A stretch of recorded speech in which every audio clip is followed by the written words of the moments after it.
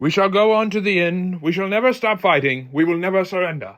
These were the words of Winston Churchill, the British Prime Minister who was born on this day in 1874, the statesman who navigated Europe through World War II and kept it safe as well as America, and perhaps single-handedly through his ingenuity and creativity saved the world from Nazi oppression.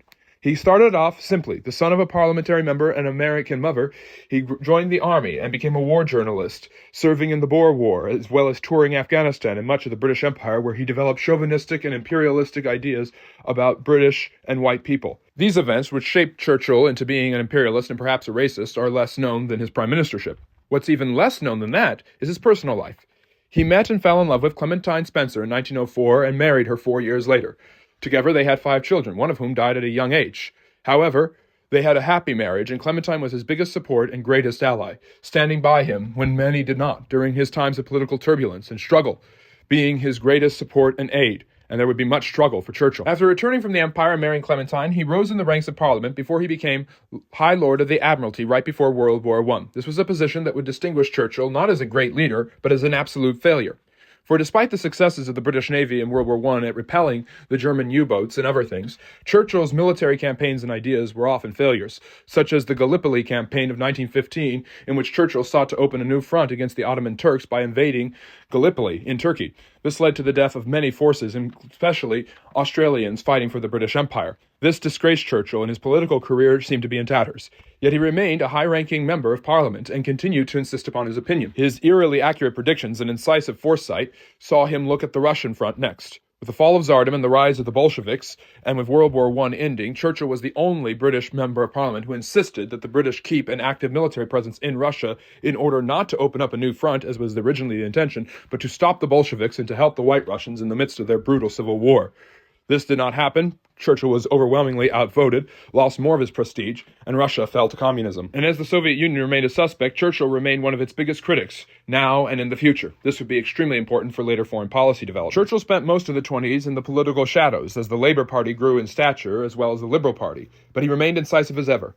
With the rise of the Nazis in Germany in the mid-1930s, Churchill did not see a potential ally or someone who had rebuilt Germany. Instead, he saw an evil regime, targeting a specific group of people who would be annihilated if the targeting did not stop and if the Nazis were not challenged. With Germany descending into authoritarian mob madness, and with the Jews of Europe as well as many others in danger, and with the German war machine, the Wehrmacht, reoccupying the Rhineland and then annexing Austria, the threat of the Nazis seemed to be growing, but Churchill's words still fell on deaf ears. The 1938 Munich Conference saw France and Britain, led by Conservative Prime Minister and Churchill rival Neville Chamberlain, agreeing for peace in our time, as Chamberlain called it. This gave the Nazis part of Czechoslovakia, but Hitler wanted all of it. He occupied as much of it as he possibly could, violating the treaty, and then a year later invaded Poland.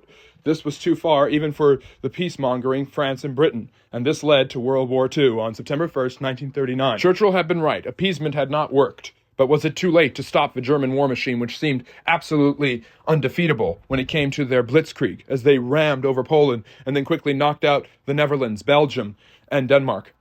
Soon they would turn their attentions to France. And with France on the retreat, Churchill realized that it would soon be the British Empire standing up against the Nazis, along with their new allies, the Italians and the Japanese, who challenged the autonomy of Britain and France's colonies in Asia. With the Italians and Germans in Ethiopia and Libya challenging British colonies in North Africa, and with France knocked out of the war by May of 1940 as the Germans went around the Maginot Line and made it all the way to Paris, and with the Soviet Union surprisingly helping Hitler to divide up Poland while also invading Finland, the world seemed to be falling into shadow, especially the shadow of the Nazis. The Third Reich and its allies seemed absolutely unstoppable, impressive, and powerful. As they ground Europe under their imperial boot, smashing hopes and dreams, curtailing freedoms, they began to turn their targets against their biggest enemies, namely the Jews.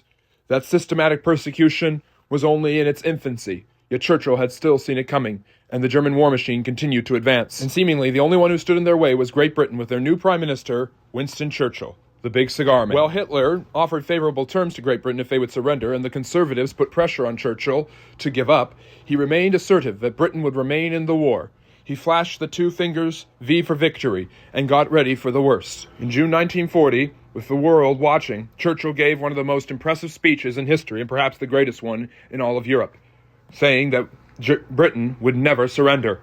He rallied the people together and prepared for the bitter harshities that the Nazis would no doubt inflict upon his people.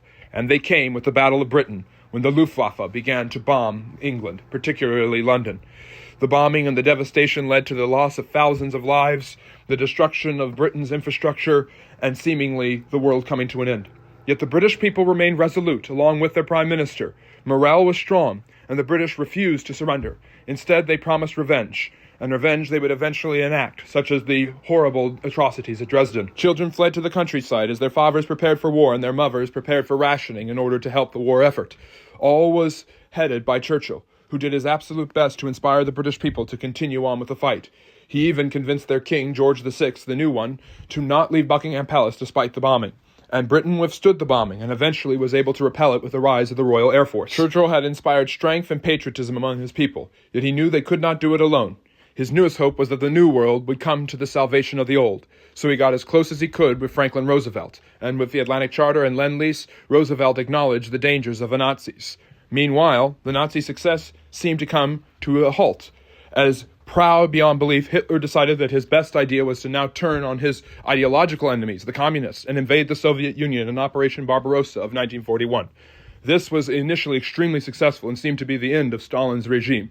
Yet Hitler had bit off more than he could chew, and before long Stalin would be drummed into the conflict as an ally. While Churchill suspected the communists, he was more worried about the Japanese and their threat in the Far East. Challenging British colonies such as Burma, India, and even Australia, the Japanese also swallowed up French colonies in Southeast Asia and fought fiercely. Meanwhile, the British and the other allies gave support to the Chinese rebels, including Mao. However, the Axis now included Italy as well, which pursued its advances in Africa, especially with Mussolini and his forces overwhelming Ethiopia and Libya and invading British colonies in North Africa with the help of the Germans. All of this seemed to be a perfect opportunity for the Americans to join, but with Franklin Roosevelt more worried about the economic recovery from the Great Depression, he was too busy to handle the likes of Mussolini or Hitler or the Japanese. The war seemed to be Britain's to fight, and Britain would not necessarily be victorious against all three. But then suddenly, with Pearl Harbor on December 7, 1941, the United States was brought into the conflict when the Japanese attacked. Soon, Hitler and the Italians were at war with the Americans, and the United States, the Soviet Union, and Britain formed a clumsy, albeit powerful trio that would determine the fate of Europe for the rest of the war. Meeting in places like Tehran and later Yalta, Churchill and his allies decided to set up a new world system that would lead to the end of the British Empire, but also establish democracy throughout the West. It also gave concessions to the communists in the East. As the Americans gave aid to the British that was greatly needed in the Pacific and fought fiercely against the strong Japanese warriors, a campaign of island hopping began in which the United States slowly but surely recaptured islands from the Japanese. Meanwhile, the Allies, being stalled in their attacks on Italy after the Germans had backed that up due to Churchill's plan, eventually decided to let Dwight David Eisenhower, the Allied commander, organize an invasion of Normandy in northwestern France, better known as D-Day, in June of 1944. With the horrors of war setting in, and with the British continuing to fight in France and northern Italy, in their colonies like India and Burma and Australia fighting in southeastern and eastern Asia, with tens of thousands and hundreds of thousands of soldiers being used and died, and with the war seemingly never ending, the British, who had been in it much longer than the Americans and lost much more, seemed war-weary. However, victory was near. They freed France in September, liberating Paris under the leadership of Charles de Gaulle, and with France slowly but surely getting back into the war, the Germans were on the run. Eventually, Hitler committed suicide, and in May of 1945, on May 8th, Victory in Europe Day, VE Day, happened. Churchill's promise had come true. There was V for victory, but not in the Pacific theater, and as Churchill and the Americans feared, the war would continue to be costly. The new president, Harry Truman, wanted to bring in the Soviets to help fight the war, despite his hesitancy and hatred of communism, much like Churchill. Despite all of his foresight, all of his successes and victories and wisdom, despite bringing Britain through this darkest hour, by the summer of 1945, the British were tired of the war and tired of Churchill. They replaced him at the Potsdam Conference, electing a new prime minister, the Socialist Labour Prime Minister Clement Attlee, who was far more demure and far more interested in a welfare state and the end of the war. Eventually, it would take the use of nuclear weapons at Hiroshima and Nagasaki, respectively, to end the war and the loss of 100,000 Japanese civilians. VJ Day was finally established, and the United States occupied Japan. And despite the fact that Churchill had lost power, the Americans turned their attention to the new threat of communism, heeding Churchill's wisdom from before the war and from way back when. Churchill decided to go on a speaking tour. While writing his memoirs and a history of World War II, he toured the United States in 1946 and assessed the new threat of the Cold War and communism, declaring, in a speech that was very controversial, in which Truman did not want him to say, that an Iron Curtain had descended across Eastern Europe, where the Soviets were in charge. The speech was second only to Never Surrender in its impact, and Churchill never minced words. Even when he was wrong, even when he was chauvinistic and an imperialist, he insisted upon his way. And despite his defeat at the hands of the left, Churchill remained resolute to return to power. He had achieved victory and brought stability to Europe, and he would return to power as Prime Minister in the 50s, becoming a close friend, associate, and mentor to one Queen Elizabeth II. He remained popular and likable, touring all throughout the world, giving speeches and writing, even after his second prime ministership had ended. He died in 1965 at the age of 90, and Clementine, who died 12 years later at the age of 92, was buried next to him, her beloved Winston, who had saved the Western world.